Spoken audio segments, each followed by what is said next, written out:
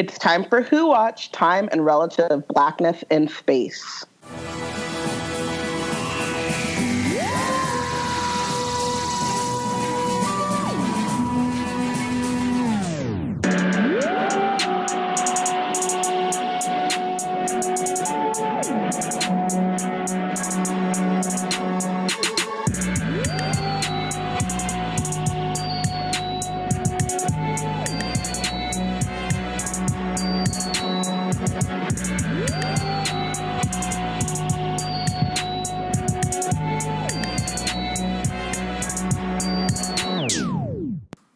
Black girls have the box.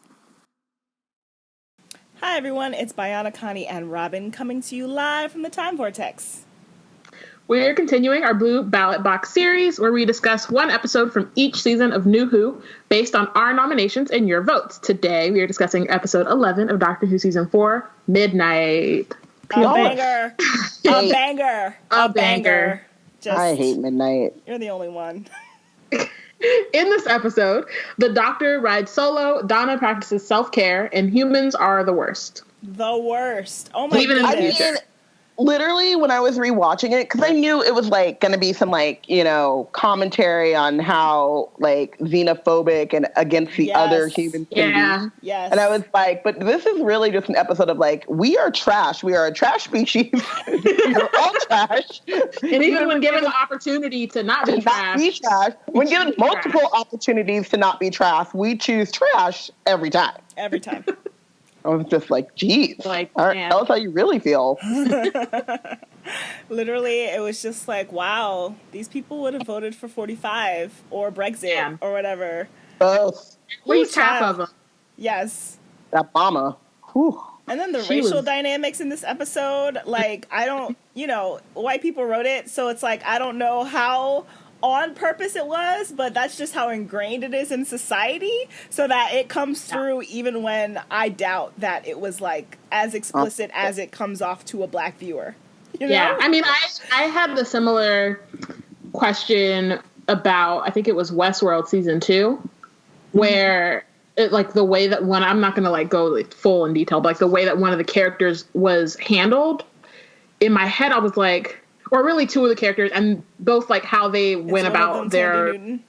Yes, but it, and the other is Evan Rachel Wood. Like, the way that they went about their character arcs, and then even when they were interacting with each other, it just felt like, felt super true to, like, life. But then I was like, I haven't had time to check out the writer's room for that show because I just forgot. But in the way that it was happening, I was like, is this on purpose, or did you just luck into this, like, really apt, like, you know what I mean? Like, just representation, or not representation, but just, like, representation of how those dynamics actually work in the real world. Right. And so that's what, like, this kind of felt like y'all just kind of lucked into this because of casting, or was this, like, a deliberate?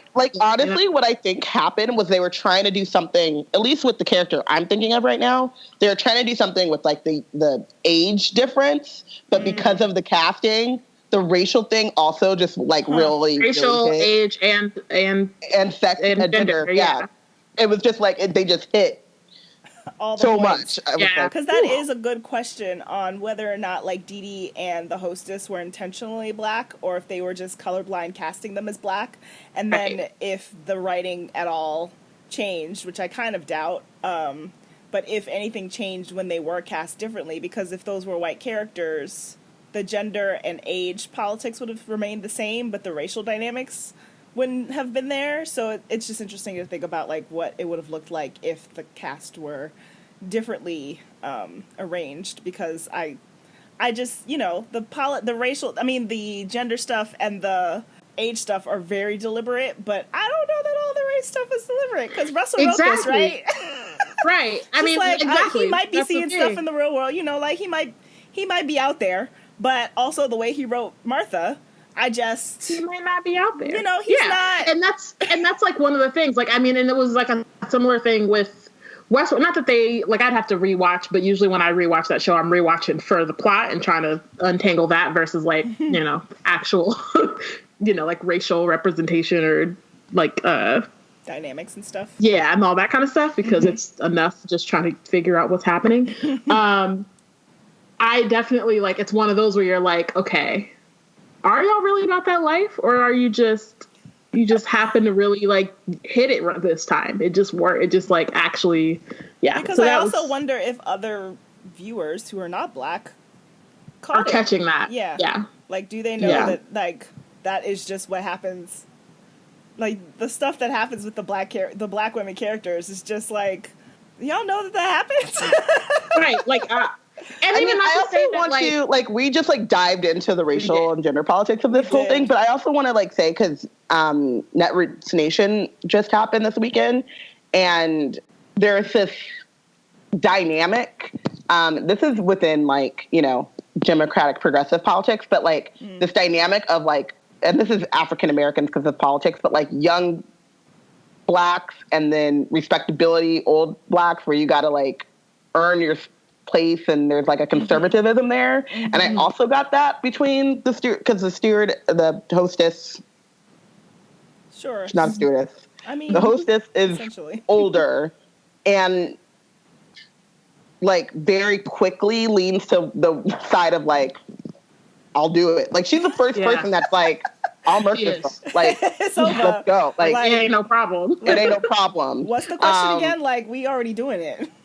Right. And like, has no, at least her moral conundrum is much shorter before she's like, listen, me versus y'all, like that kind of survivor's instinct. So I also like caught that too. So it was very interesting because of the fact that like you have the two black women you have, but then also the age difference and also the positions of power or non-power that they hold within the episode. Yeah.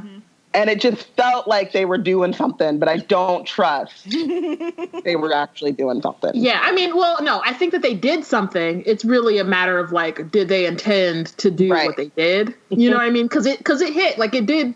They did it. You know? But you know, then it's like, was that the intention? And in this case, you know, it's like the intent versus impact conversation. But in this case, it's like a positive, or like opposite. You know. So yeah. So okay. Just like rewind. It's like we know y'all listeners have seen this episode because it's a banger, and it's only on Robin's skip list. Like, and it's not even on your skip list. You say you watched this episode. That's not even true. You just dislike it because it's scary. Like I've probably watched it each time I'm like deliberately doing a rewatch. But when I'm just turning on Doctor Who and I like love Donna, it's not like a go-to episode. Donna seasons, I will skip it. I'm like, going through Donna episodes, I will skip it. Well, so not that it's bad. I'm not stupid. It's just it's not. It's unsettling. It's intense. And I will say that like for me, like when I think about my favorite Doctor Who episodes, they're mostly like fun and silly episodes and like more lighthearted. And so like generally on my like top 10, if I'm just talking about like my favorites or ones that I'll go back to more often, Midnight is not on that. But if you want to talk about like the best episode, like Midnight is, I feel like still might be the best episode of New Who. Over Silence in the Library? I think so. Honestly, like I separate. Silence in the Library is my favorite, but I don't think it's the best. Like technically and like as a tight, like its own story. You know what I mean? Yeah. Yeah. Yeah. Midnight is definitely top 5 writing and directing. Like for sure. And acting. And acting, yeah. It's definitely like the word you use technically is definitely apt because it does hit all the like I think it won I was looking it up, and it won a Welsh BAFTA for sound design.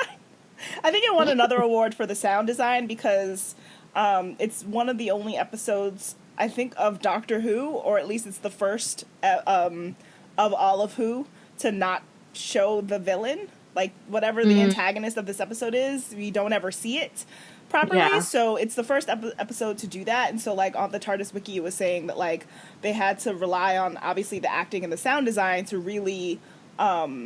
push forward the suspense and the fear of this creature that we have. Well, kudos to them. That we never ever see. That. They really did do that, and so it's definitely one of the most tightly written episodes because, like, the way that each character is so quickly identified, like their characterizations are immediate. Like, you can tell who each person is the moment you meet them, and then when it escalates and they all start turning on each other, it's all so tightly in character from the brief moment that we met them. You know, like, it feels like we've known them a little longer, and we know exactly how they're going to react, and they kind of react exactly how you think they're going to, even though you don't want them to, because you want them to be better.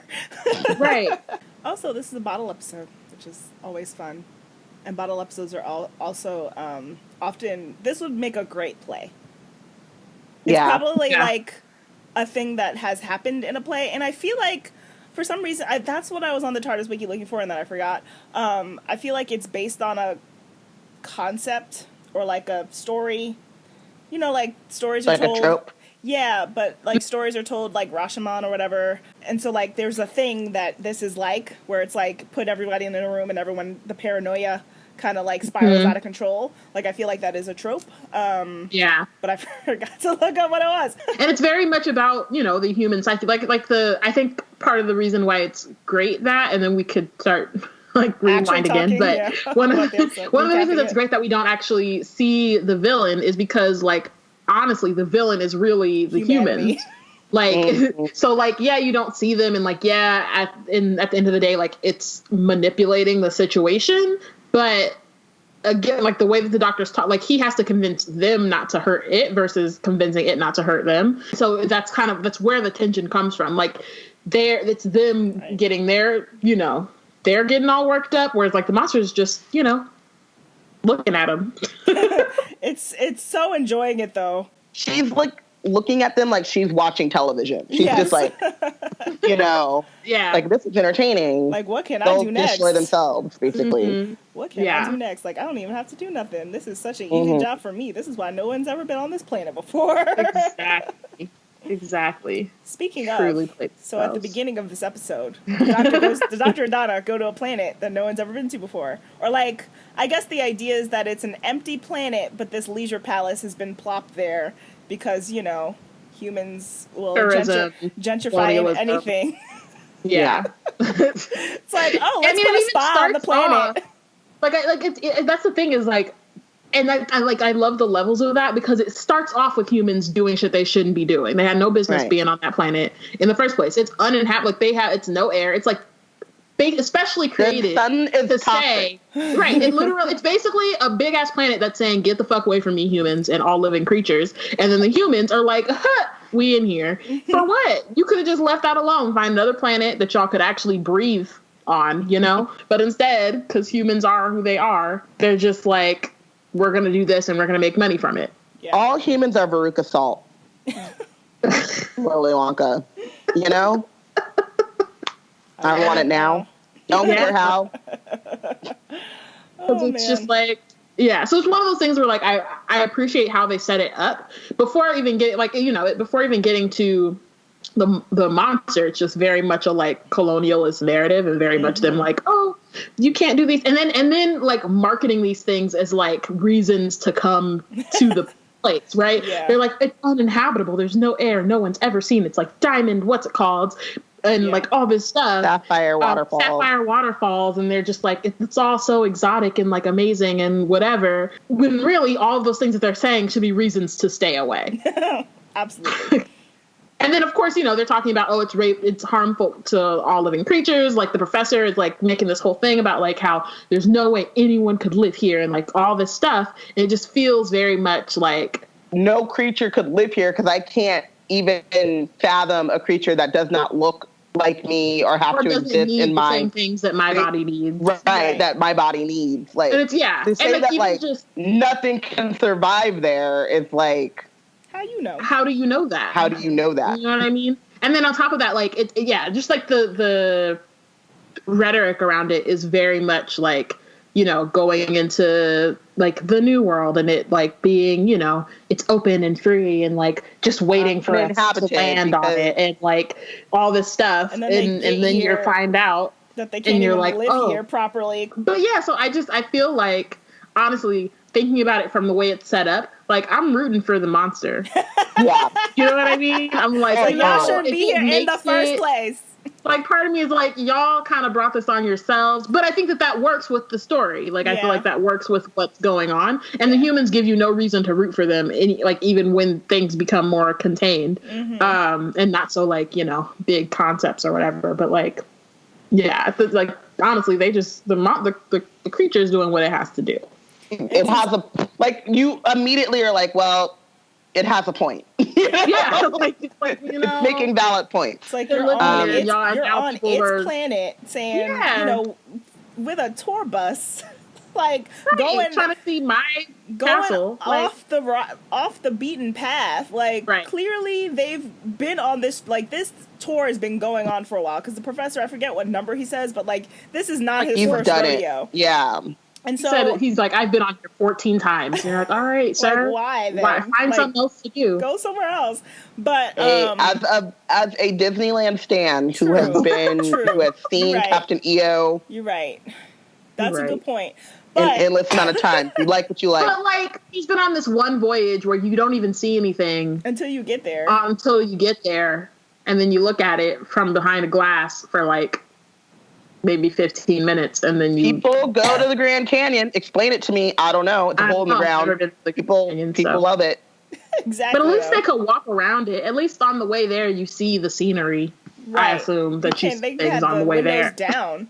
But it's interesting that they've had this tour going for a while, and then the creature has not bothered them on the path that they chose initially. But then when they had to do this detour, is when the creature was like, okay, hold up a second. Well, I think that part of it is that they've probably, like, I mean, who knows how long it took for them to, like, set all this up. Yeah. So they might have, like, figured, and also, you know, they're saying no, but it's uninhabited. Who, like, the company that runs Leisure Palace might know otherwise. Right. And it seems like the path that they usually take is, like, the one that they're like, this is safe, and, like, this is the one we know works. And then they go off, and then they're kind of just, like, flying blind. But in their head, because they've been there for so long, they're just like, oh yeah, it's fine. Yeah, no, that's what I'm saying though, is that, like, on behalf of the Leisure Palace, they've chosen this route that is deemed the safe one, but also on behalf of the creature, plural, question mark, creature that lives on this planet, it hasn't bothered them on this particular safe path, and it's kind of let them rock for a minute, and then something happens on that path, which could be the creature. Like, who knows whatever the reason why they couldn't continue on that path that particular day. It could have been the creature like, please leave me alone, finally. But also, it could have just, something else could have happened, and then they just, instead of going back to the place until... Well, they knew it was going to be a detour before they left.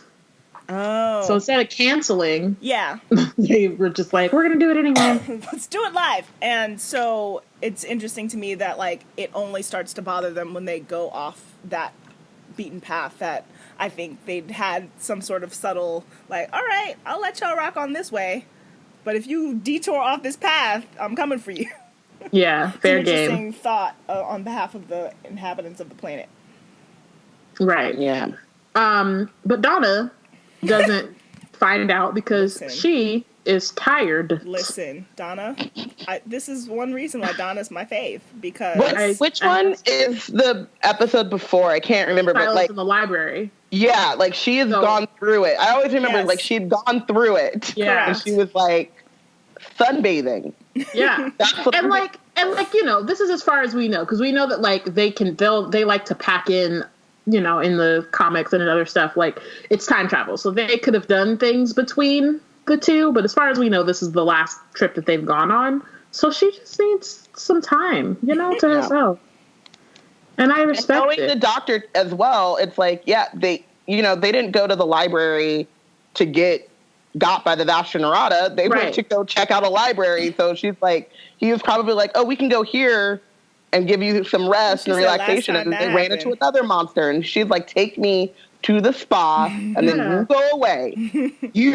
Because exactly. And it's like every time, like, she already knows. That's why. And I appreciate that, especially given that, like, So, the doctor is usually able to kind of like seduce his companion into like going to these things with him just by being like, oh, it's Barcelona, but it's like Barcelona in space or like whatever.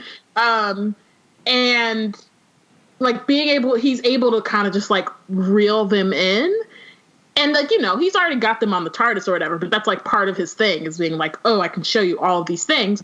And like, she's like, space is cool. I'm going to go to this spot I can like look out at past this 15-foot thick wall or window and like look at the extonic rays and also get a face mask and a massage. And like, I think that her just like, no, she was ready to travel with the doctor. She had all her stuff together, but like being able to understand like, okay, I need a second, and then not being swayed by him and his like, woohoo, let's go, just being like, I need a minute to myself.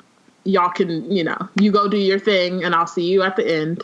Like it's, yeah, I appreciate that. Yeah. She knows, what she needs, and self-care is important.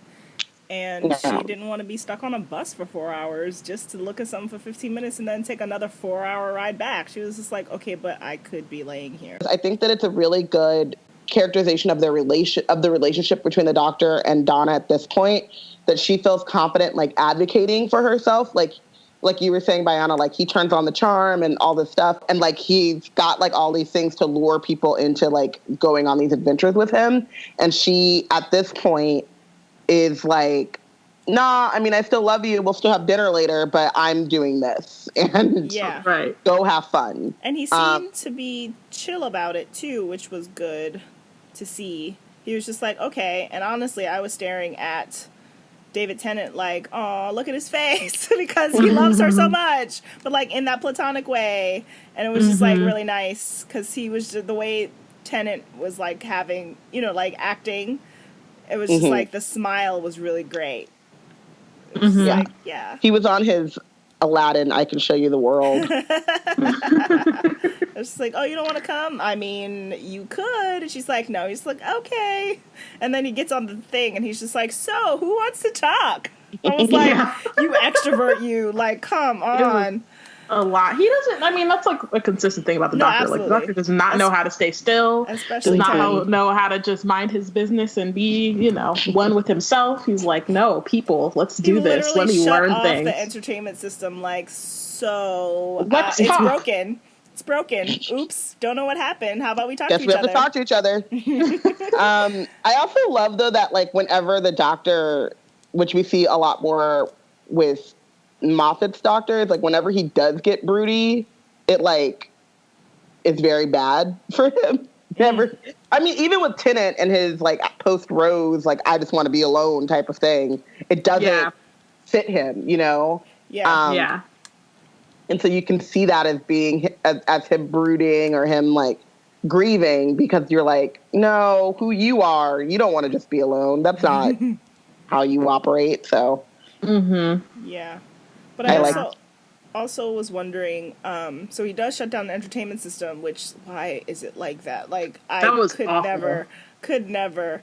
But it's interesting that might be another factor to why the creature finally decides to attack, because it was suddenly silent on this thing. Because otherwise, I guess the power goes out at some point, so it, like, my brain moved on from the thought. But when he turned it off, I was like, oh, what if that's something to it? Because usually the creature has nothing to... No one's talking to each other. The creature has nothing to cling latch to. onto. Oh, no true. I get what you're saying. Because they're constantly listening to this. No one shuts it off. It's 3 things going at once. Plus, people with their headphones in. No one's doing anything. So they just go and then they see it and they come back. But now it's like, oh, the ship is silent. I might have something to work with here.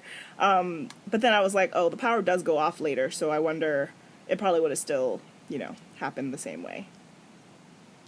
Yeah, but I mean, that's the thought. Like, because the whole thing is, like, that's the other part of it is, like, them talking is, like, a big part or, like, point. So, yeah. So, we don't have Donna, but we do have a bunch of other people. We have this family of 3. So there's Val, Biff, which, like, literally, I was just Biff. like... Biff. sir. That's on purpose. Like, wow. That's absolutely on purpose. And Merlin. And Merlin. Yeah, I'm just like, and yes, and Merlin. But in this one, he's called Jethro. And they're like, it's like the classic, like, he's like the moody, like, emo teen who's like he just is like, there's a part where he just gets real into what's going on and he's like 666. And I'm like, why? Like, please have some chill. You. But he is also like most of the people on here are trash, but he's one of the few that is not. He's a teen, so he thinks his parents are corny and like not cool. And then they're just like, oh, you're a kid. What do you know about anything? And like, he's also heard all of their stories before. Like, there's this moment his dad is telling the story and he's like mouthing what's coming next. Like he's bored by them. Ooh, yeah. Oh my gosh. What a moment. That's a lovely frightening Easter egg. Oh, like yeah. Foreshadowing. Foreshadowing. Just like, someone who can tell your story at the same time as you because you've told it enough. Ooh, got chills. Okay, RTD. I see you. You out here.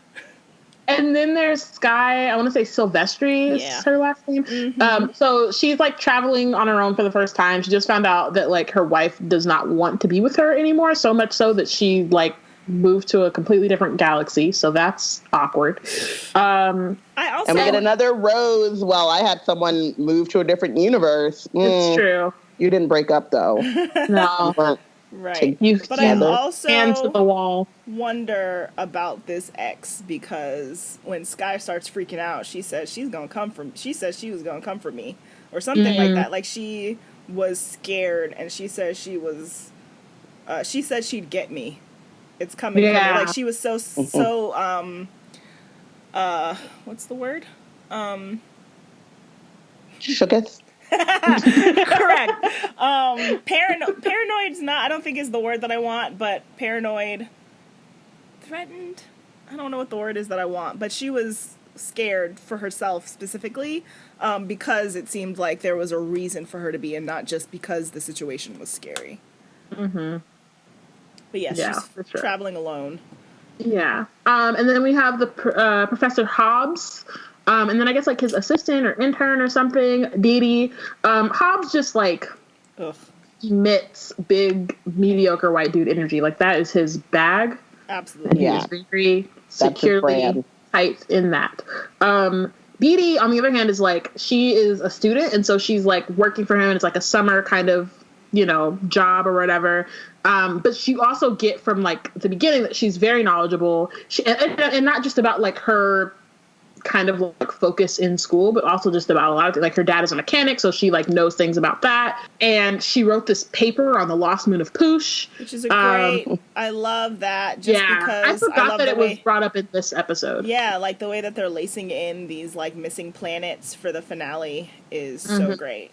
But so like you can tell that she is like super smart. Whereas like the professor is very much like, he has had like validation in like academia, and he's like, I've been on this trip 14 times. I've done all this research. He's probably like well published and all this kind of stuff. So he's like feeling his Wheaties. And it's also very much like in his head, like whatever he says is what is the truth. So like as things start going wrong, he's like, that can't happen, that's impossible, or like this has never happened, it never happens. And it's like, okay, it may have never happened up until this point, but it's happening now, so like get with what's actually going on as opposed to what your idea of how things should go. It's also really funny because he is also very easily swayed by the crowd. When he's like, I'm telling you that this is this and this is that, but then, let Mom and Jethro and Biff, or whatever her name was, Biff and His name was absolutely Biff. Biff and Cheryl, like, yell loud enough, and he's like, well, maybe this is, this is the thing, or, so he is full of himself, but he's also not, he's got, like, thin skin. He's freaking... Right.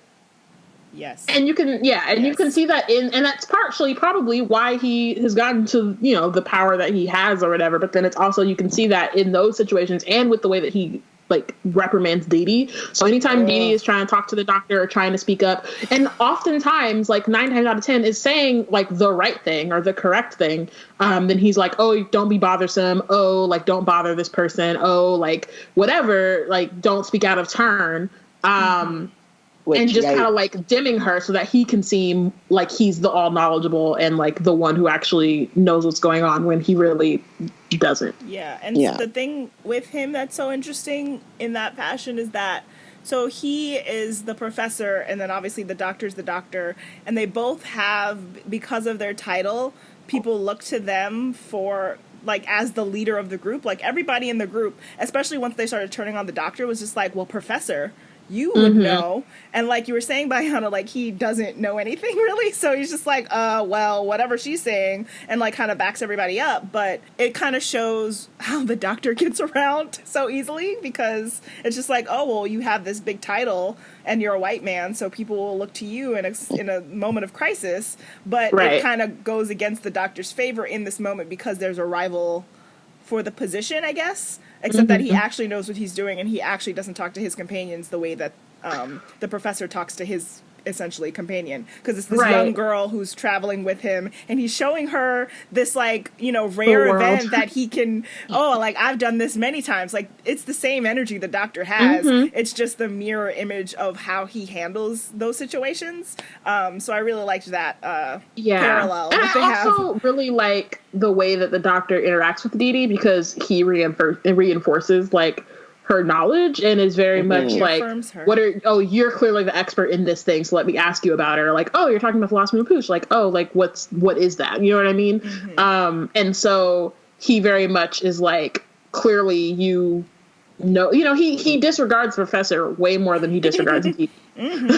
And so it's just very kind of like encouraging in a way that Hobbs is not. And so that part it's nice to see, like, but I mean, like, I feel like the doctor is like that often. When he finds out who the smart people are, he's like, all right, what are y'all doing? As opposed to, you know, when he realizes, oh, you really don't know. And you know, and it's also very much smart as opposed to in terms of like, not just books, because like, yeah, Hobbs knows things. He's done a lot of research, whatever, but he can it's able to like find the nuances in that and then like kind of gravitate towards. He can smell the fraud. Yes. I mean, because the other thing too is like he also looks at Jethro. You know what I mean? He's looking at the people who are paying attention. Like Jethro's like being very observant. Dee Dee's being very observant, and they're trying to figure out an answer to what's going on. And so he doesn't get swayed by who's the loudest. Right. And like, and that was that was the thing I was going to say earlier is like Jethro and Dee Dee and like the hostess to an extent. Like she was tripping for a second, but like still. Like those are the three who were the most like ignored and like looked down on and like silenced, but they're also the three that actually are getting things done and are like doing what needs to be done, and actually thinking, whereas like the rest of them are kind of just reacting. Cool. And then there's the hostess who is like very much like this is her day job, you know? Like she's like, I gotta clock out at what's it called? Like, and it's very much like, you know, because it's a kind of modeled after like stewardesses on planes and like the whole kind of, you know, here's all these snacks and all this stuff and like, you know, keep your seatbelt on, whatever. But she also was like not here for the bullshit. So like the doctor's like, like when she's like, so I have to warn you that like some of the packages may contain nuts, and he's like, oh, that'll be the walnuts or whatever the thing, peanuts, whatever kind of nut, the peanuts. And she's just like, okay, and just like moves on. And you could also see like the way in which certain things become routine to her. Like she said, ladies, gentlemen, and variations thereupon. And variations thereupon. And like, so I used to do this too, where you say the same things over and over again so that it just becomes like, you know. Yes. So you could see especially in which she would be saying a sentence completely separate. But if she had to use the words ladies, her brain would go, ladies, gentlemen, and variations thereupon. She just like has that. It's that kind of like customer service brain you get when you're actually good at customer service. Because as someone who's worked in a lot of customer service with people, you know, there are plenty of employees who just never get it. Like, they never train themselves because they really don't want to be there and don't care at all. But, like, she clearly cares enough about her job to just, like, have the routine. Like, you just come up with something to say, and then you just have to say it every time. Like, it's not, you know, that's why customer service, like, it's really difficult. But also, if you do it right on your end and people aren't tripping, it could be relatively easy. It's just that people be tripping all the time. So, like, you know, if the day's going fine, it's just like, yeah, she's, you know, in her routine. It's going okay. She talked to, you know, her homies up front. Oh, the sound system's gone down. Ugh. And you could just tell, like... she's just, like, really trying to, like, do her... Like, as it goes down, and she's like, really? Like, I gotta be on the one where, like, this is malfunctioning. It's not people are gonna complain, and now I gotta deal with that. You know what I mean? Like, she's very much just trying to get on with her job. And so that it seemed... And then also, like, the doctor is not helping. No. And so that was, like, one of the other things. Is like, I love him in this episode, but he's very much like, he's just like, oh, looks like the system's off, and like, oh, here's my just flashing the stack of paper. I'm gonna go to the front, and she's just like, no, fam, like, you can't do that. Or he's, you know, messing with paneling, and she's like, sir, can you just go to your seat? You know, like, just all these little things. She's trying very much to, like, contain. You're not supposed to touch that. You don't need to be doing that. Yeah, why are you doing that? And so, like, it just. Yeah, she's just not here for all that. So they, like, go on their, you know, about to lead off on this journey or whatever, and I'm just like, why am I, like, this is where I'm Donna, because I'm like, oh, you know that she found out that the windows would be down the whole time? Like, you can't even look at anything on the 4-hour journey? At least, like, if I have to go to DC or something, and it's a 4-hour journey from New York, it sucks, or whatever. But at least I can look out the window, and that's why Donna was like, no, thank you. And you can't even, like, see what's happening. They have to take this detour, and then the vehicle stop, like, the engines need to stabilize. They're purposefully vague, and that's kind of one of the sparks for everyone kind of getting really paranoid, because I think maybe it's not Dee Dee, maybe it's Val or whatever her name is, Cheryl, who's just like, what does that mean? The engines need to be stabilized. What is that? I don't understand. Like, everyone starts to immediately freak out. Like, there's no they're irritating. There's no, like, so leaning irritating into it or, like, easing into it. They were just immediately like, what does that mean? I don't understand. Yeah. And it was like at least when they first, like, you know, could at least ask your questions and then be like, cool, okay. But instead they're like, we can't breathe. Oh my God. And you're like, can you just... I need you to relax. The doctor was like, Dee Dee, please explain to these buffoons what is going on. Please. Like, you know what's happening. Like, we are not suffocating. Come on. Yeah. So then the thingy, is it a shuttle or the vehicle? A shuttle, the bus, whatever. It stops. And so everybody's, like, freaking out. The doctor goes to speak with the driver and the mechanic. And he just, like, comes in and he's like, oh, what's going on? And they're like, oh, we're stabilizing. And he's like, not what's going on. But then they realize that, like, so the shuttle, everything's fine except that it's not moving forward. Mm-hmm. So then that's, like, that has to be something that the creature did, but... It seemed far away for that, because Claude, like, looks out the window. You know, the doctor's like, so... And the rest of the real reason why he went up front, really, is that he's just like, oh, the vehicle stopped, but also, I could probably convince them to raise the shades a little bit. He just, like, absolutely took advantage of the situation, was just like, so, you know, we got a few seconds. We just gonna be sitting here. Why don't you just, you know, raise the window a little bit? And they're like, it's exotic sun. That would be bad. He's like, no. Just raise it a little bit. And like, y'all know you got, like, 6 seconds. We got it.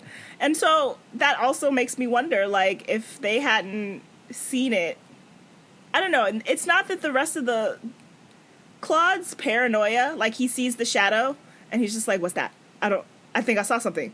And it's part of the beginning of the paranoia towards the audience, but it's not, like, the rest of the cabin doesn't hear him say that. And so I low-key wanted for a second to be like, see, this is the doctor's fault, because if they hadn't been looking out the window to see the thing, but then it would have just come for them anyway, because But the paranoia begins when he sees the thing, and then I guess it just like comes for them and starts knocking on the outside of the thing.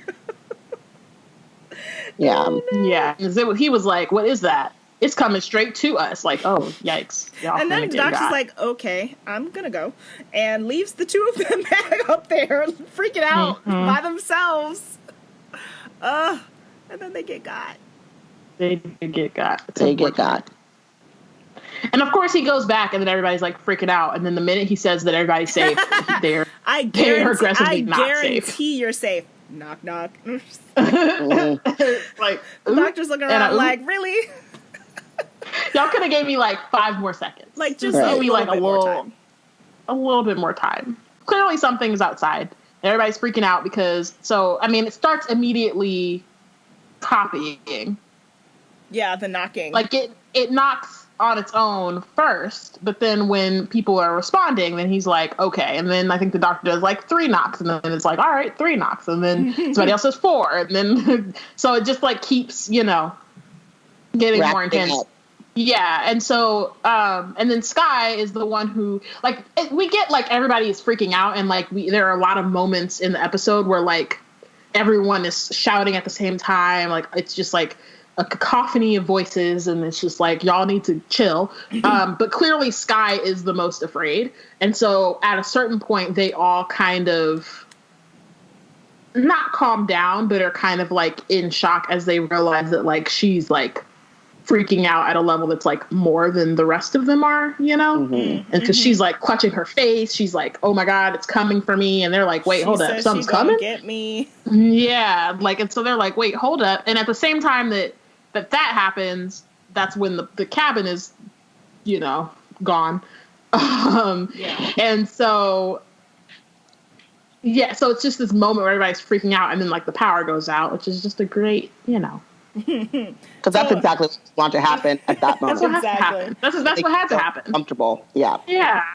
But I think that the cabin, the pilot's cabin being ripped off is a big part of why the hostess becomes the realest one in the room, because she would have been working with them every day. Like, those are her homies, or at least her colleagues. Right. And so it's ripped off, and we only see them once, and like no one in the cabin actually sees them. And so they kind of have this air of they don't care. And she's like, this thing killed 2 people. Like, she's the only one who keeps bringing up that refrain that, like, this thing is a murderer. So, and it's true, but also if you think about, like, the fact that she works with them, it, like, hits so much closer to home that, like, no, it killed people that I know, as opposed to these people, like, everyone else doesn't know them. So it's kind of like, oh, right, people died, Right. Yeah. Yeah. And also, we saw them. It's not like they're just, the pilot, that the unnamed or like unseen pilot. We know more about the pilot's name than we ever learn about the hostess. The hostess. Mm-hmm.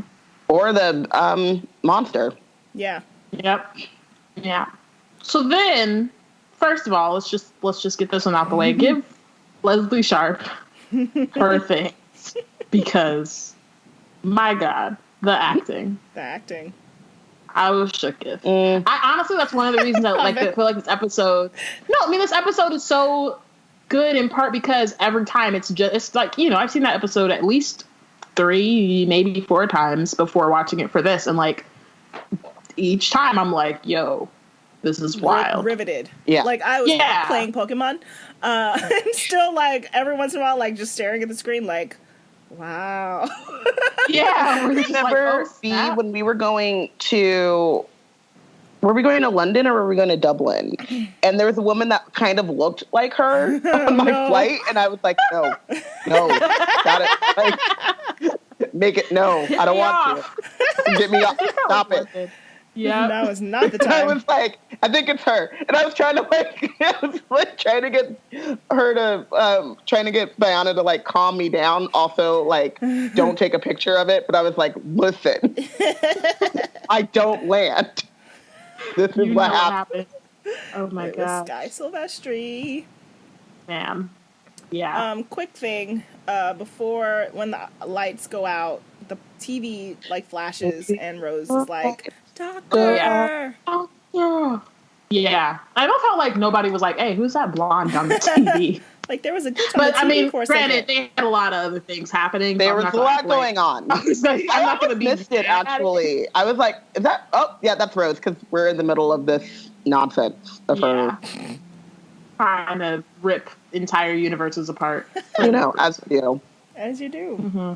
Well, yeah, they realized that the cabin was gone because they opened the door, and then I assume that's when the thing gets in. So it's unclear, but it seems like that's the moment. Because, like, it could be, but isn't Skye, like, the whole time that's happening, isn't Skye, like, huddled with, like, her hand in her face or whatever, or, like, her... it's after there's, like, a bang or something, and you see the dent in the door. Yeah. But I thought that was I feel like before they open the door, she's already, like, you know, huddled in the corner, like, hasn't... Maybe. I mean, I don't know. I'd have to rewatch that moment again. I literally just watched it, and I'm already like, I don't remember. Because that does sound familiar because she's huddled in the corner. But I don't think that her being huddled in the corner necessarily means that it's already taken her over. I think it just kind of traps her there. But, yeah, it's hard to... I literally watched it before we started recording, but I don't remember because I do know that I'm, like, picturing the hostess, like, walking over, like, oh, we have to check on the driver. And I do think that they were all kind of staring at her as she was huddled in the corner. But no one had pointed out that she was still in the corner until after the doors open. And they're like, oh, hold up. She hasn't moved from that from that spot. Yeah. So it could have got, like, we don't know what it is or how, you know, this, presumably a sealed shuttle so that nothing gets in. How does it get in? What's going on? I mean, how does it get into her? You know what I mean? Like, it probably, if it can get into a human body, it could probably slither under a crack or something. Oh, no. Crack in space and time? No. I mean... And then you say slither, and I go to... I mean, I'm sorry. I didn't mean to say that, but now I'm really thinking about it. Where's Maggie? I'm gonna leave it because it's not Wizard Team, but y'all see it. You see it. I see it. So Skye, they all start realizing that she's repeating everything they're saying, and again, this is one of those, like, no matter how many times you watch this episode, it's just brilliant every time because they don't focus on her enough, like when people are talking, for you, the audience, to notice it. Until they start noticing it, but then you're like, wow, she was doing it that whole time. Because she's, like, at a volume where you can't hear the repetition because it's happening after they're talking, and then they're sort of like, wait, hold up. Well, I think that, like, was she copying them from... Because I know when they, like, realized that she was talking... When they're talking at the same time. Maybe that's what I'm thinking of, yeah. Because, like, this that's time... I'm going to... Yeah, because I remember this time I was trying to keep track of when she stops. And so this time I was like, and yeah, like she's in the back, and you can only kind of hear the double up, like very like faintly, you know, faintly or whatever. And but it depends on it's still when happening. The camera is focused on her too. Like if the camera's not, if she's not in frame, it's a little bit less loud than when you know, like when they are focusing on her. Even when she's copying. Right, and when she's behind, like, and they're having their own conversation, she's like just back and forth, and I'm just like the acting. I can't. I'm like stressed, but also like the fact that she really had to like just thinking on like a just on like the other side of it, like she has to know all of those lines and then be in the background looking menacing and just repeat like as they're having their conversation, she has to be like saying it. Yeah. Which is that's like wild. That's wild. Yeah. But again, this is another moment where everyone just like promptly freaks out. And I feel like, well, I guess like, you know, the doctor at first is like, why are you copying me? Can we not do that? And she's like, why are you copying me? Can we not do that?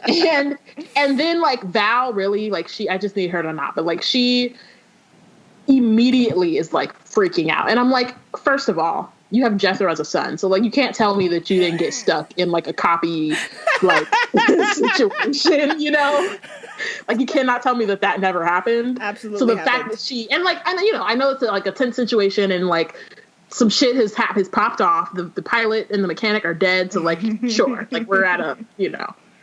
But the way that she freaks out, she's like, she just has my voice, and she's what's it called, and I honestly like, couldn't decide who I hated most in this episode because she was freaking out, but then Biff was just standing there, and I was like, no. But then the professor starts yelling at Dee Dee, and I was like, no. And I just couldn't decide who I hated the most. I hated the mama from Jump. I mean, she was already like, she was annoying from the beginning, and then on top of that, she just had a lot of talk and didn't actually do nothing. So that was amazing. She was like screaming at other people and never lifted a finger to do anything. Mm-hmm. Yeah. She reminded me a lot of, remember The Hungry Earth, which we'll get to that soon. Well, yeah, I mean, it was a similar, I had the same thought. It's the same, like, kind of theme. Theme. But then also, like, so Dee Dee is the calmest, because I think the other thing, and like we'll talk about it when we get more into like, you know, the black part of this episode, but like, or the blackness part of this episode, but she is very observant, so she's just like she's obviously freaked out because, you know, lots of events have occurred, but she's also very much like, okay, what's happening? Why is this happening? Like, still trying to like analyze the situation. Whereas like Jethro was just trolling, because I think like he's probably a little scared, but I think it makes him, he's like excited to see his parents flipping out. So he's like, what more can I do to needle at them? And then also my main thing was that they kept talking. Yeah. I was like, I would have been in the back, sitting in a chair, just like, I'm going to just sit here. Well, I'm not saying nothing. like that from Jump, so. Well, yeah, but I think that like once we determined that like the talking is the thing, I would have been like, I'm going to stop. Because it ain't finna copy me. You know what I mean? Like, I might have said one thing, like, hey, y'all, maybe we shouldn't. And then the minute Sky or whatever said, hey, y'all, maybe we shouldn't, I would have been like, oh, that's my time to go. The funniest thing is that, like, and the thing, I mean, it's not funny. The most infuriating thing is that the doctor's like, shut up. And they just keep talking over him. Yeah. And then getting more and more freaked out because she's copying them. And I'm like, y'all know. None of them are like, besides Jethro and, like, that's it, really. Jethro. Like, none of them shut up. Mm-hmm. Right. Yeah, I think they all keep talking because the doctor said stop talking, which is annoying. It's just like, well, I mean, I know you're all a little bit suspicious of him. And the hostess is like, so where did he come from? Well, I guess that comes a little bit later, but they're still all looking at him like, we don't know you. You came here alone. Like, they actually were all paired up in a way. You know, like they all came in groups except for Sky and the doctor, and they start looking at them both funny because of that. Yeah. But I think my main thing is like, no matter who says it, like, even though it's the doctor who said it, but it was just like, and it was mostly Val, honestly, because I think I think at one point the doctor was like, all right, y'all, like, shut up so we can figure this out. And then Val's immediately like, she's copying me. And it's like, bitch, she's copying everybody, please. Right? Like, and then immediately goes running to scream at her again. It's like, she just gonna copy you some more. Like, it's not going to do anything. So shut up until we figure out, like, the next move. So it was like I get it, because I think the other thing, too, is, like, the doctor is so used to people just listening to him. Yeah. And, like, taking what he has to say and being like, okay, cool. I don't know why I'm following what he has to say, but I'm going to just do it. Right. Seems like he knows what's going on. Yeah. And this is one of those moments where it doesn't happen. For, like, you know, lots of reasons that have to do, I think mostly, I mean, again, it goes back to the little, like, the colonialist narrative, and like that moment where Val asks him if he's an immigrant. And it was like, what? That was the moment where I was just like, wait, I might hate her the most. No, she's awful. But like, it was that, but you know, it's very much about them being afraid of like the outsider. Yeah.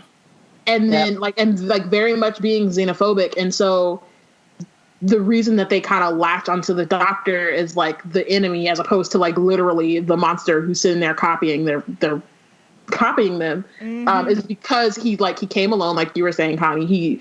He just is kind of like, hey, what's going on, whatever, but they don't know anything about him, which is like, in on that particular part, like, that's fair, because he is very much like just a mystery and like very vague about who he is.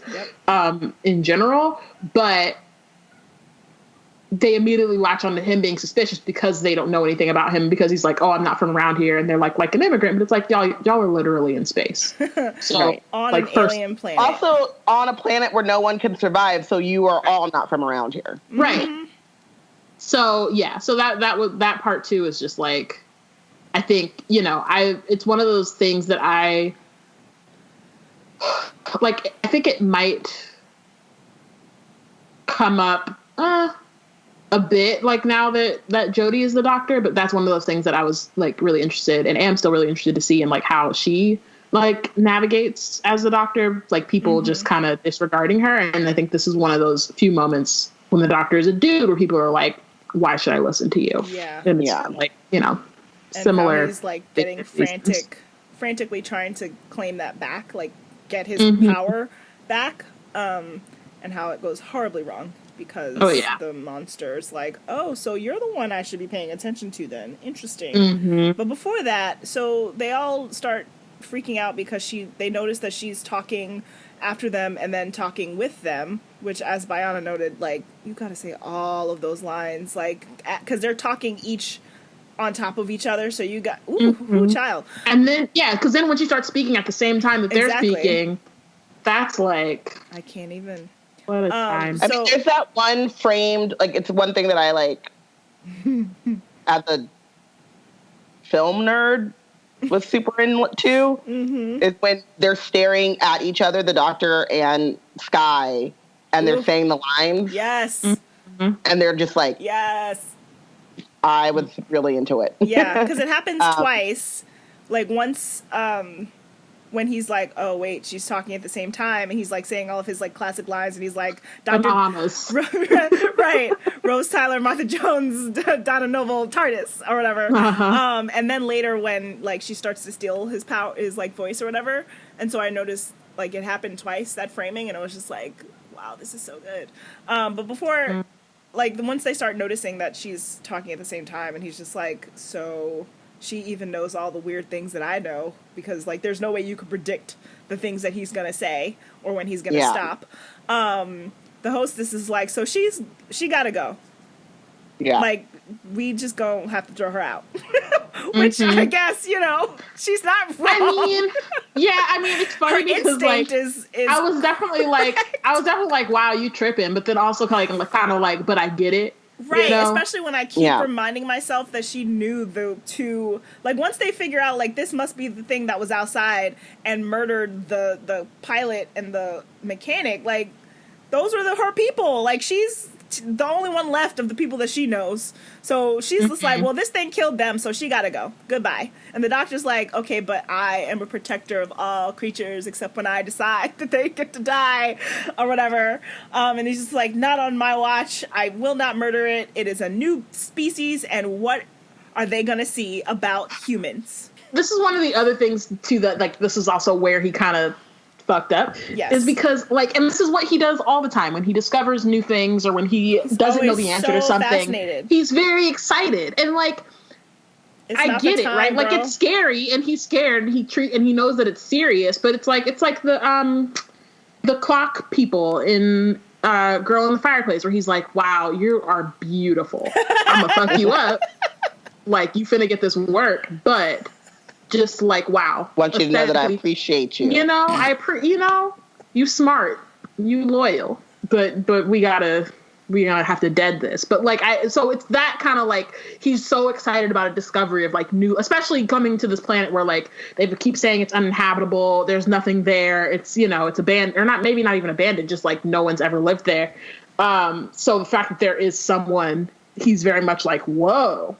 Like, let's learn things. And that's the other thing, like, with him talking to it, like, I wasn't as frustrated because I could tell he's trying to figure it out as opposed to just screaming at it to say, like, stop it. Yeah, because he was testing the limits of what it's going to do, how it's going to do it. Like, he's actually trying to learn something as opposed to just being like, I hate it. Stop taking my voice. Like, how about you just don't use your voice? How about that? Like I said earlier, shut up then. Okay. Exactly. So so that's like one of the things that trips him up because he's very excited, and then they see that, and so they're like, well, then what the hell is going on with you? That you're excited about this. Yeah, exactly. They're like, what the fuck are you then? He's like, I'm not from around here, and they're like, oh, so you mean we could throw you out too?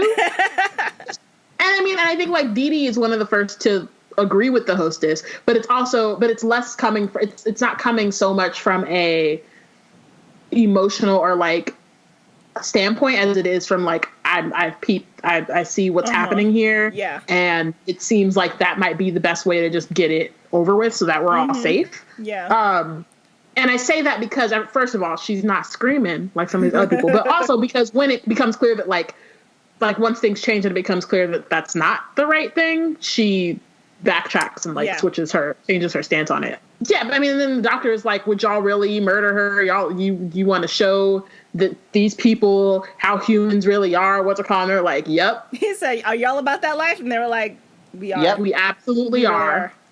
Okay? Completely. You could go too.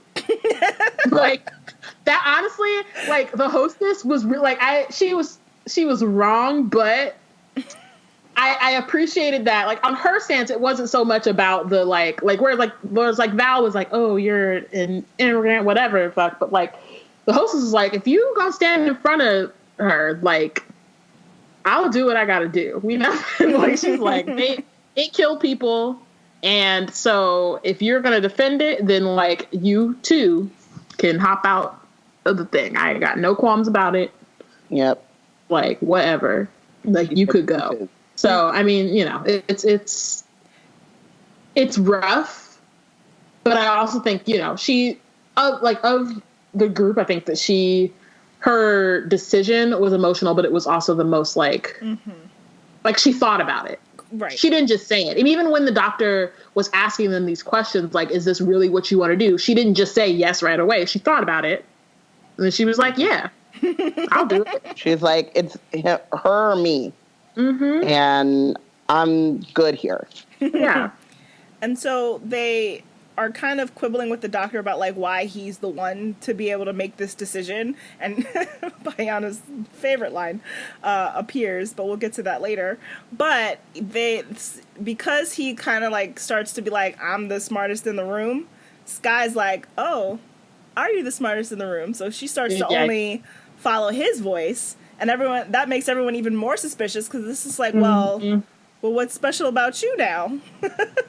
Yeah. And then the doctor, you know, gets up in his face in that second iconic scene, you know, framing thing. And it starts to do it at the same time, but you could tell that it's taking over and it like starts to be able to move its hands where it was trapped before and the doctor can't move and you're like, oh no, what's gonna happen? And then she's only like a little bit ahead of him. Yes. And then like all the way ahead of him and then you're just like the ghetto.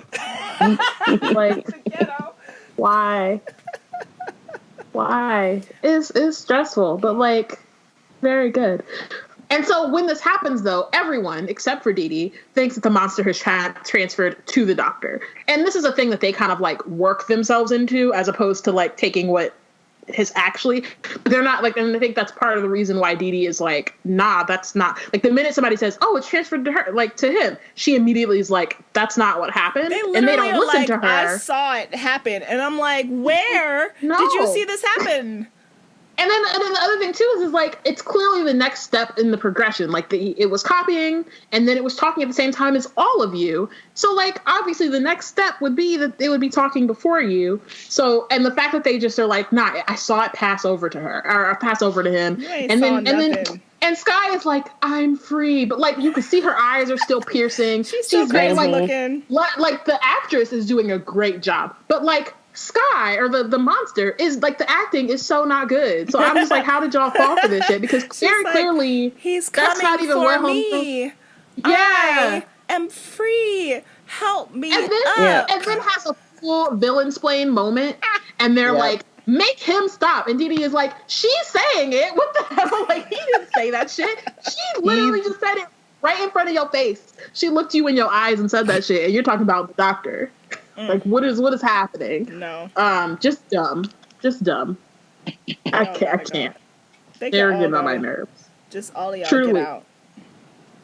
No, thank you. And you can see, like, again, it's like the split where, like, and I think the other thing too is it's the people who are supposed to be, or who are authority figures, and who are like supposed to be like the trusted sources. So like parents and like this professor who's like tenured and whatever and published and stuff. Yeah. Like they're very much the ones who are not paying attention, and they're just kind of resting on the I know what's right because of like the position that I'm in. Whereas like Jethro and Dee Dee and the hostess are very much like, okay, wait. Like, you know, they like Jethro and the hostess are very much on the side of the other three for a minute until things keep progressing. And then they're like, okay, wait a second. This isn't actually right. looking at what's happening as opposed to just, as you were saying earlier, reacting to what's going on. The older people, this is like the part of the commentary on like age and stuff, like they're reacting out of fear.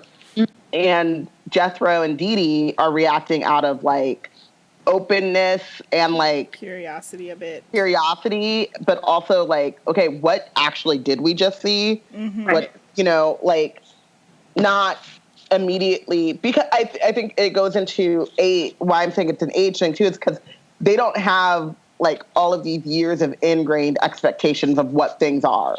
Right. So they're like, okay, what am I looking at in front of my eyes? And then how am I skeptical of this, not based on all of my preconceived notions of what things should be, but like what is actually happening here? Yeah, absolutely. Listen, in this era of fake news and all that junk, it would like hit even harder that nothing's changed in the like, what, 10 years, 15 years since that episode has aired. Those same old people are just like, yep, this is what happened. That's what I saw. And everyone else is like, but that's not what actually happened. That's not actually what went down. Like, how are you telling me that you went to this place and this is how it was when I can see with my own eyes that is not how it is? What? Right. Exactly. And just and then it very much becomes like a mob mentality because they're just like, yeah, we saw it. Yeah. This is what it is. Yeah, and so as Dee Dee's trying to like figure out what's happening, she gets shut down by Hobbs, who just like just loud and wrong. All his like sexist and like racist and like all that just pops all the way out. Yeah, he just shows out. He shows exactly who he is. And tells her she's no more than mediocre at best. And I'm like, wow, that must be something you say in the mirror to yourself every day. If only. My God. Reeks of something. Oh, wow. It sounds so familiar. You know, you just try to be in the academic space or really any space, and a white man is up here telling you that you don't know anything, and it's just like, but do you? Like, how did you get here? What makes you any better than any of the rest of us? And then you find out after years of soul searching, nope, they didn't know any better. Right. Nothing. It's like, their whiteness is what got them there. Okay, great. Wild. Good to know. So the hostess is one of the only ones who's really also paying attention, as we're saying. And so she hears the fake Sky use the doctor's catchphrase, and it's just like, nope, something's off with this. So she rushes Sky and, you know, does what needed to be done, finally. It sucks that she had to go, too. I guess, you know, she just felt like if she had let go of Sky, she would have escaped the little 6-second window that they had. And then they have to all, you know, the doctor's released from his paralysis, essentially. I forgot that they all are trying to throw him out the door. All the guys rush him, and it's just like... Val is screaming, throw him out! Not all the guys. Jeffro is standing there horrified. He's standing there horrified, but at one point, he does, like, go towards it. And I think in the chaos, I became unclear. But he gets closer to it. But I think in the chaos, it becomes unclear on whether or not he's, like, actually helping to pry the doctor's, like, chucks off of one of the seats. But he does go closer. Like, the moment becomes so much that he just feels like he has no other choice but to go help. But he is horrified the longest. And then homeboy, what's his name? Biff? No, the Hobbs, the professor. Biff is trying to throw the doctor out the door and doesn't have enough strength. And Hobbs is like, I don't think I can do it. And he's just like, are you a man or not? Oh my God. It was just so ridiculous. Like, it was so annoying and frustrating, but like funny, but how ridiculous it is and how it just like, well, are you gonna help or not? Like, I need help here. And he's just like, I don't know that I can. Right. So then Scott, the hostess, does what needs to be done. The doctor's released, and they're all kind of staring like, oh. They're And kind of bitch have ass to like Val sit. talking about I didn't want to. I said we shouldn't throw you out. Like you I were said the it was main her. one.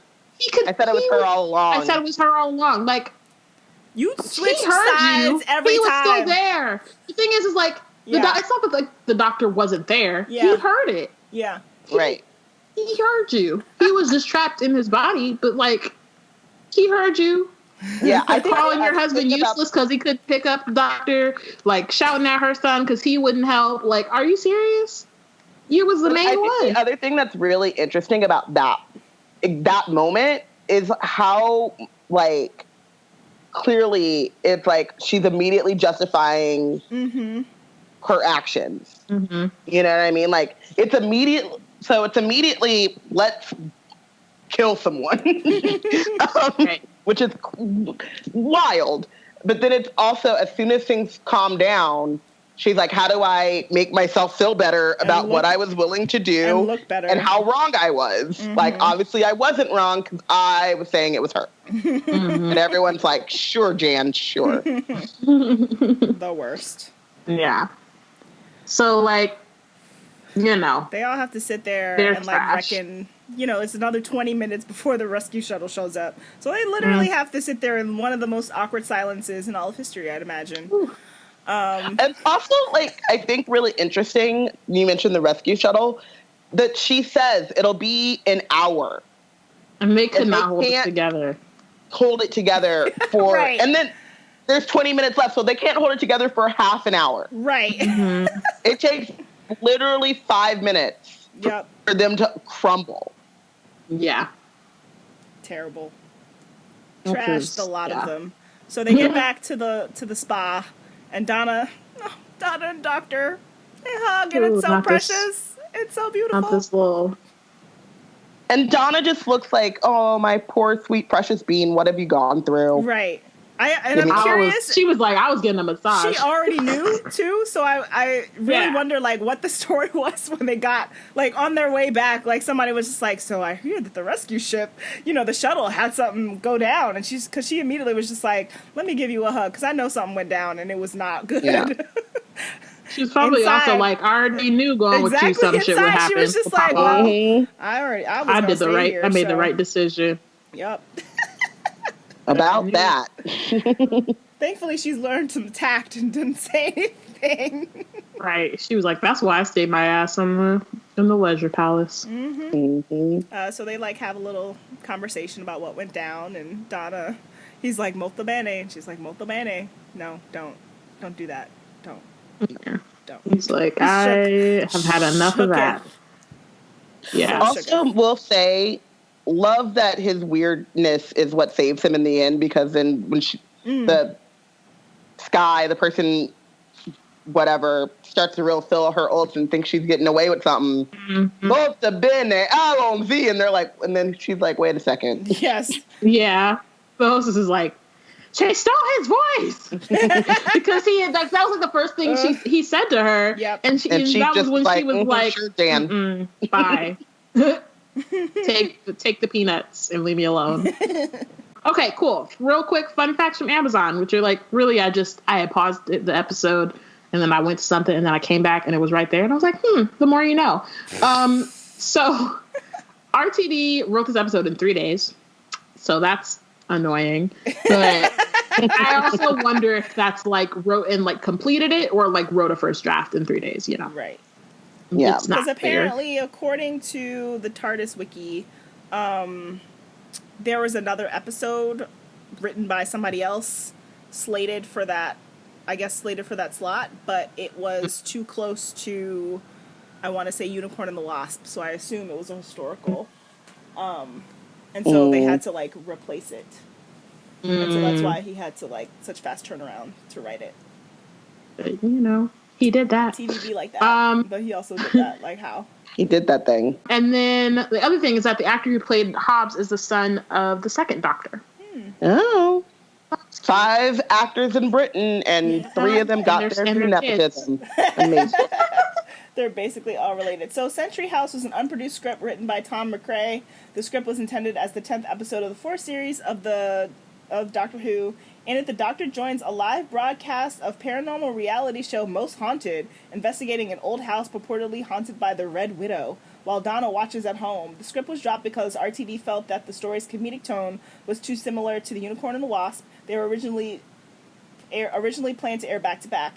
He was also unsatisfied with the premise he'd given McRae. The Companion Light script was replaced by Davies' Midnight. Wow. So it was going to be Companion Light regardless. I think so. Which, like... Probably in, like, something that Catherine Tate's schedule, she could only do, like, right. a day of filming. Yeah. Yeah. So it needed to be Companion Light. Mm-hmm. Yeah. And they, like, shoot all these things out of order, like, wildly out of order anyway, so... Yeah. Yeah, which is how things like the Idiot Lantern happen. Oh, no. Our new section, it couldn't get the alliteration, or I couldn't. Curls in Space. Curls in Space. Yes. Aw. Yes. Space Girls. Space Girls. Space Girl. We're Girls? workshopping it. Yeah, I mean, next, Got it. you know, it'll probably be, maybe we can find some. It's episode dependent. Yeah, it During truly. this series anyway, until Ryan's back.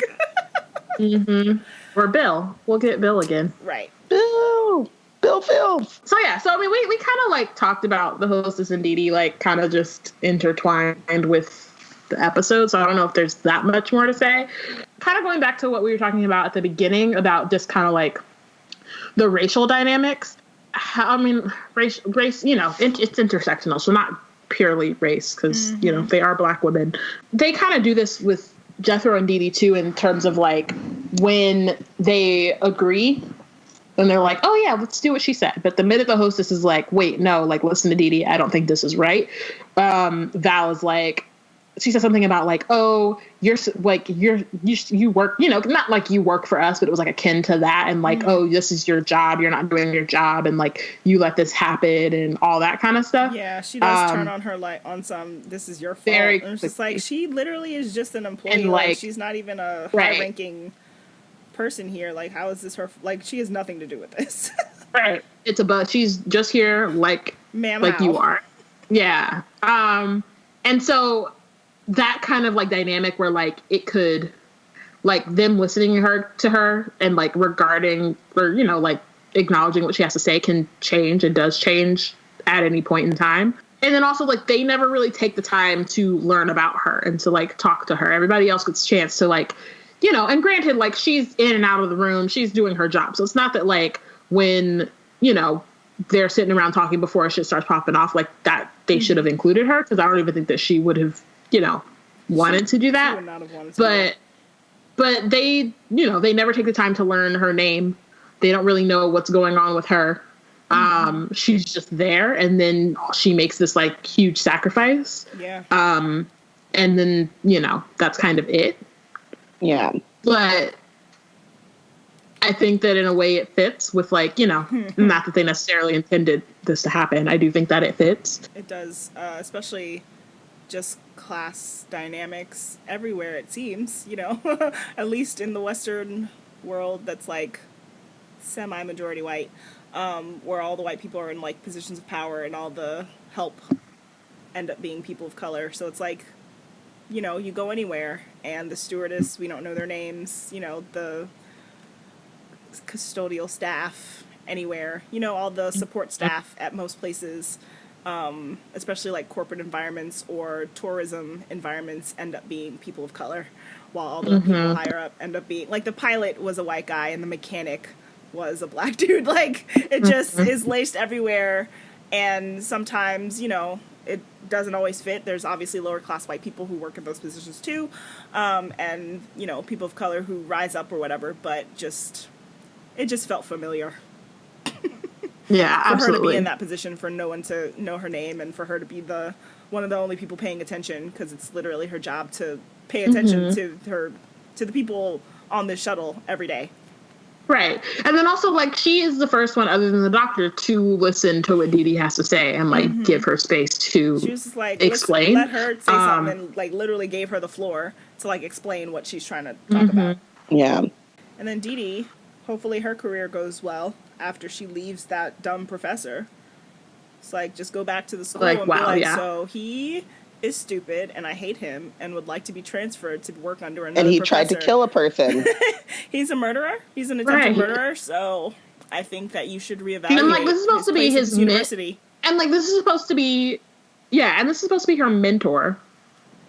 And it's in like, someone who was like training her and showing her the ropes and like encouraging her and all these things. And really all he wanted was an assistant.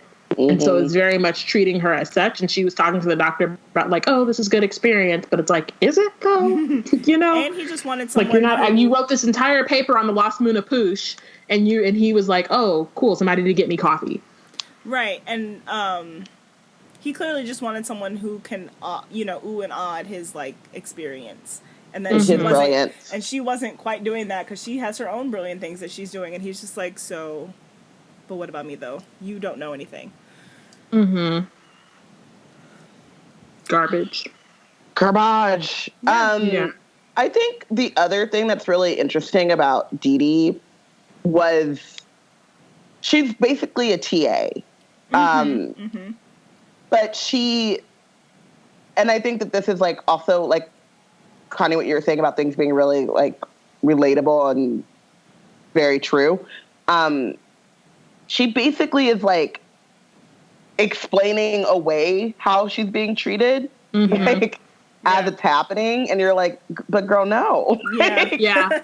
Just because you're in that position doesn't mean that you have to be treated the way that he is treating you. Right. Mm-hmm.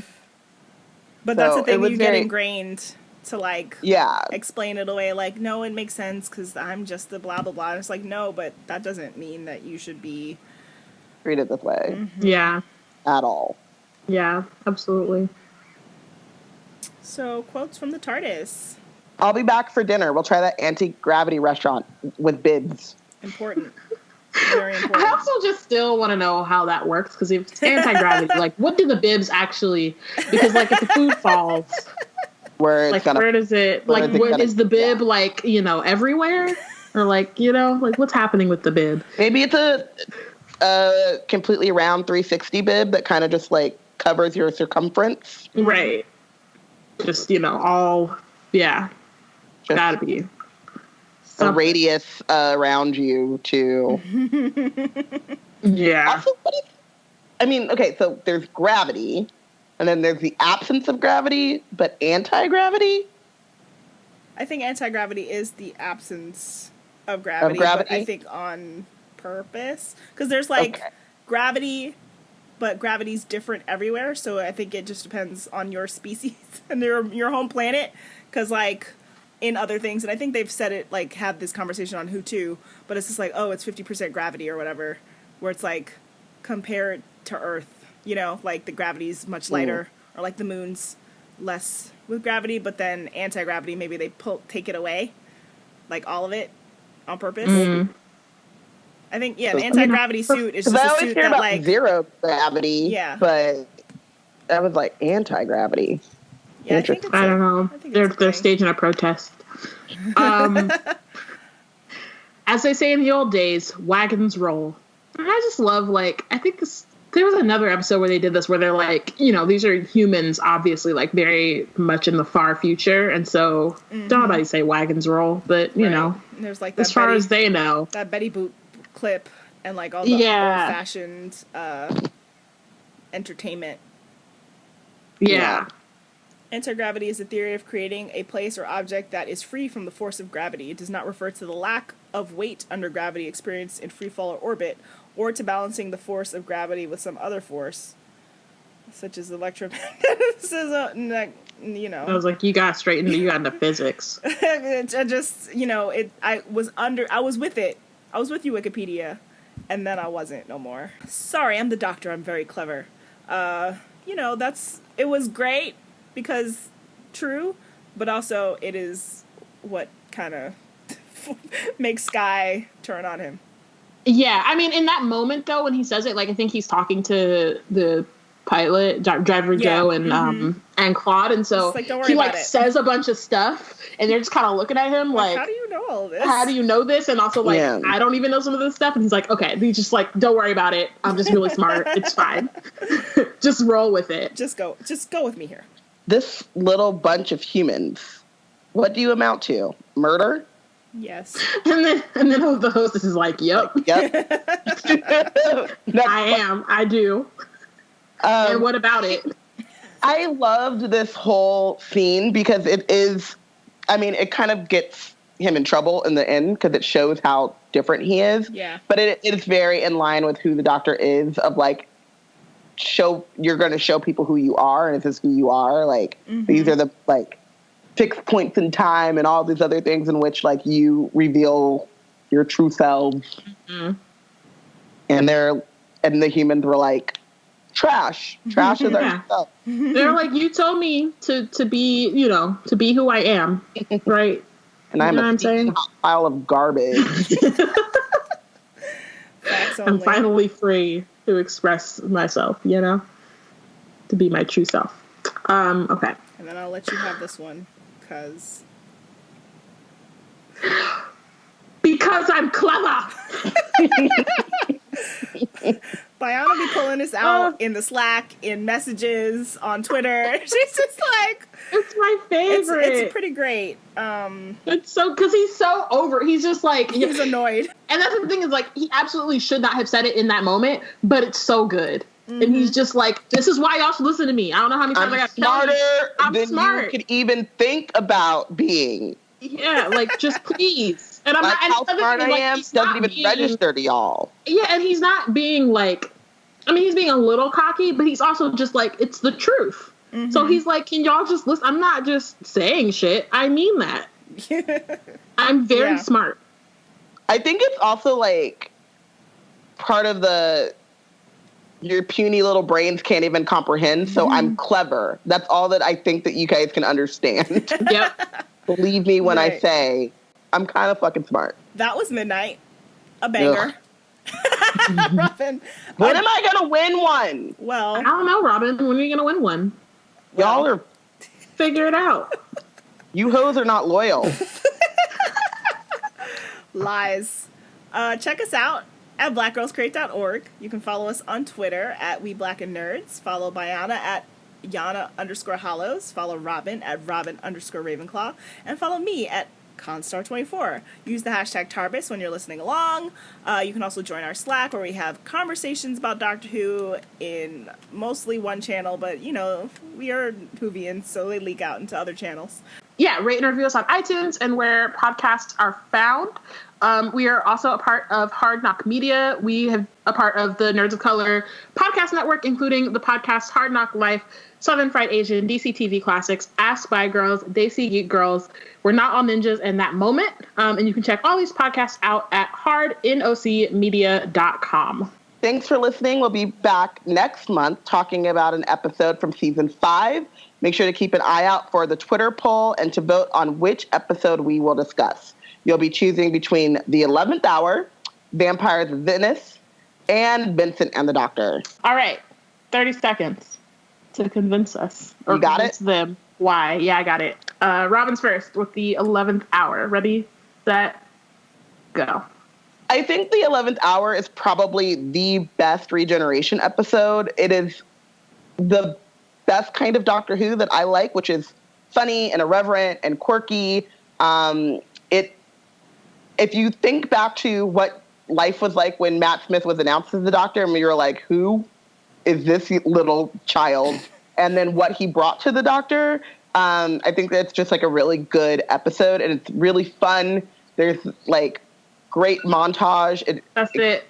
That was pretty good, though. I should write these down. I should write these out and then time them and then be ready. What?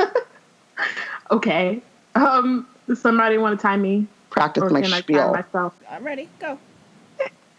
Okay, Vampires of Venice. There's vampires in Venice. Both of them are Malfoys. So, if you know how we are with, like, Wizard Team and shit, we out here, gang. Also, there are black people in Vampires of Venice. I don't believe there are black people in 11th Hour or Vincent and the Doctor. It's 2 of them in Vampires of Venice, okay?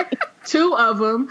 And it's fun. You know what I mean? Rory, it's his first episode, like, as a companion on the TARDIS. We got drama between that. We got the Doctor out here being extra. Okay, cool. I got the point I needed to make. I'm good. Whatever. Okay, Vincent and the Doctor. Ready, set, go. Vincent and the Doctor. Like, one of the best episodes of Doctor Who. Vincent Van Gogh, one of the best, painters in the world. And, like, it's such a good episode. It's emotional. It's really smart. It talks about trauma and grief and depression and with such heart. And, there's timey-wimey stuff and invisible monsters and Amy's crying and she doesn't remember why. And it's just a beautiful episode, and I think we should all watch it together. Oh, that's it. Oh, that was a perfect little. Constance said, Bam. Vincent and the Doctor because feels. That's basically what you said. That is what I said. But it's, everyone loves that episode, so why wouldn't we want to watch it? It's not time and relative feels in space. That's Could why. be. Could be. All right, y'all. Thanks. Thank you.